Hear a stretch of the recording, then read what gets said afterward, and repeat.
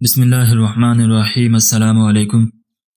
یعقوب بن محمد خراسانی سے مروی ہے، فرماتے ہیں کہ میں اپنے شہر سے سیاحت اور توکل کے ارادے سے چلا اور اسی حالت میں بیت المقدس تک پہنچا اور تہ بنی اسرائیل کے ایک غار میں بہت دنوں تک رہا، کچھ کھایا نہ پیا، یہاں تک کہ موت کے قریب پہنچا۔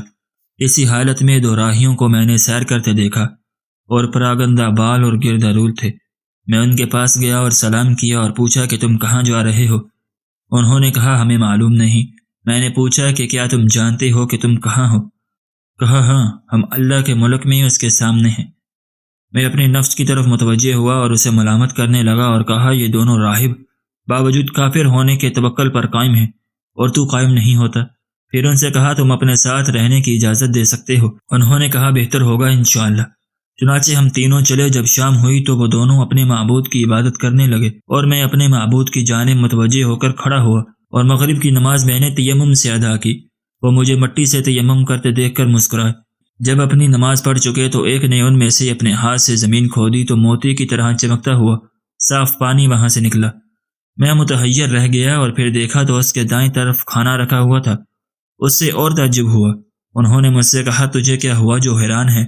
آگے بڑھ اور اسے کھا جو حلال روزی ہے، اور یہ ٹھنڈا اور میٹھا پانی پی اور اللہ ذوالجلال کی عبادت کر۔ میں آگے بڑھا اور سب نے مل کر کھانا کھایا اور پانی پیا۔ پھر نماز کے واسطے میں نے وضو کیا اور نماز قضا کی اور وہ پانی زمین میں چلا گیا، گویا تھا ہی نہیں۔ پھر وہ اپنی نماز میں مشغول ہوئے حتیٰ کہ صبح ہوئی اور دونوں سفر کے واسطے اٹھ کھڑے ہوئے۔ میں بھی ان کے ساتھ رات تک چلا۔ جب شام ہوئی تو دوسرا راہب آگے بڑھا اور نماز پڑھ کے چپکے سے کچھ دعا کی اور پھر اپنے ہاتھ سے زمین کھودی تو پانی کا چشمہ ویسا ہی جیسا کہ کل اس کے ساتھی کے کھودنے سے نکلا تھا نکل آیا، اور اس کے پہلو میں کھانا بھی رکھا ہوا تھا اور مجھ سے کہا آگے بڑھ کر کھاؤ پیو اور اپنے پروردگار کی عبادت کرو۔ چنانچہ ہم نے کھا پی کے نماز کے واسطے وضو کیا اور پانی اسی زمین میں چلا گیا، گویا کہ تھا ہی نہیں۔ جب تیسری شب آئی تو انہوں نے کہا اے محمدی یہ رات تیری ہے اور آج باری تیری ہے۔ فرماتے ہیں کہ مجھے ان کے اس قول سے شرم آئی اور دل میں ایک سخت حالت طاری ہو گئی۔ میں نے کہا انشاءاللہ اچھا ہی ہوگا۔ پھر ان سے ہٹ کر ایک طرف گیا اور 2 رکعت نماز پڑھی اور کہا اے میرے مولا، اے میرے مالک، تو جانتا ہے کہ میرے گناہ بہت ہیں جن کی وجہ سے تیرے نزدیک میرا رتبہ اور جا نہیں ہے اور نہ میرا منہ اس قابل ہے، لیکن میں اس وجیہہ کریم بڑے مرتبے والے محمد صلی اللہ علیہ وسلم کے وسیلے سے مانگتا ہوں کہ مجھے ان لوگوں کے سامنے شرمندہ نہ کیا جائے۔ جب میں دعا سے فارغ ہوا تو میں نے دیکھا کہ ایک چشمہ جاری ہے اور میرے پہلو میں کھانا رکھا ہوا ہے۔ میں نے ان سے کہا آگے بڑھ کر اللہ کے فضل سے کھاؤ۔ چنانچہ وہ آگے بڑھے اور ہم تینوں نے کھایا اور پیا اور ہر حالت میں اللہ کا شکر ادا کیا اور اسی حالت میں رہے کہ میری دوسری باری آئی۔ پھر میں نے پہلے ہی کی طرح دعا کی اور پانی کا چشمہ نکل آیا اور کھانا بھی حاضر ہو گیا۔ جب تیسری باری آئی اور میں نے اسی طرح دعا کی تو 2 آدمیوں کا کھانا اور انہی کا پانی آیا۔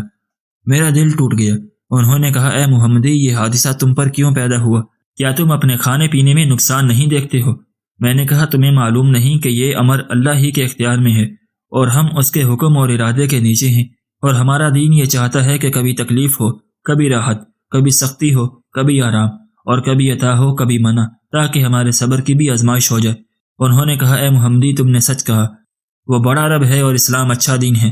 اپنا ہاتھ بڑھاؤ تاکہ ہم کلمہ شہادت پڑھیں، اشہد ان لا الہ الا اللہ واشہد ان محمد رسول اللہ، اور دین اسلام حق اور اس کے سوا سب باطل ہے۔ میں نے ان سے کہا اے بھائیو کیا تم کسی شہر میں چلو گے تاکہ جمعہ اور جماعت میں شامل ہو سکیں، کیونکہ جمعہ حج مساکین ہے؟ انہوں نے مجھ سے کہا یہ اچھی رائے معلوم ہوتی ہے اور اچھا فعل ہے۔ جب ہم اس ارادے سے چلے تو سامنے ایک عمارت نظر آئی۔ اندھیری رات تھی، غور سے دیکھا تو ہم بیت المقدس میں تھے۔ ہم اس میں داخل ہوئے اور ایک مدت تک اس میں مقیم رہے، اللہ کی عبادت کرتے تھے اور ہمارا رزق ایسی جگہ سے ہمیں پہنچتا تھا جس کا غبان بھی نہ تھا، حتیٰ کہ دونوں ساتھی وہیں رحمت حق کو پہنچے اور مر گئے۔ بے شک توکل ایک عظیم دولت ہے اور ایک مومن کی شان اور پہچان ہے۔ جیسا کہ اس واقعہ سے بھی ہمیں سبق ملتا ہے کہ ہمیں زندگی کے ہر موڑ پر صرف اور صرف اللہ ہی پر توکل کرنا چاہیے۔